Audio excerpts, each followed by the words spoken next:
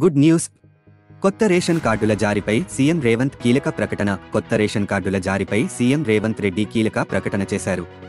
త్వరలోనే రాష్ట్రంలో కొత్త రేషన్ కార్డులు జారీ చేస్తామని తెలిపారు. రేషన్ కార్డులు ఇచ్చేందుకు పరిమితి లేదని, అది నిరంతరం ప్రక్రియ అని అన్నారు. తెలంగాణలో విద్యుత్ కోతలు లేవని, కొందరు కావాలనే చేస్తున్నట్లు ఉందన్నారు. రేపటి నుండి సచివాలయానికి వెళ్తానని, పూర్తి స్థాయిలో పాలనపై ఫోకస్ పెడతానని చెప్పారు. ఎన్నికలకు ముందు సెక్రటేరియట్కు వెళ్తే విమర్శలు వస్తాయనే వెళ్లలేదని క్లారిటీ ఇచ్చారు. అత్యవసర అంశాలపై నిర్ణయాలకు ఎన్నికల ప్రవర్తన నియమావళి అడ్డురాదని చెప్పారు. ప్రతి అంశాన్ని అసెంబ్లీలో చర్చించి నిర్ణయం తీసుకుంటామని స్పష్టం చేశారు. ఇక ఏపీలో ఎవరు అధికారంలోకి వచ్చినా ఇరు రాష్ట్రాల సమస్యలను పరిష్కరించుకుంటామన్నారు. పొరుగు రాష్ట్రం కావడంతో వారితో సత్సంబంధాలు కొనసాగిస్తామని తెలిపారు. వచ్చే 10 ఏళ్లు రాష్ట్రంలో అధికారంలో ఉంటామని ధీమా వ్యక్తం చేశారు.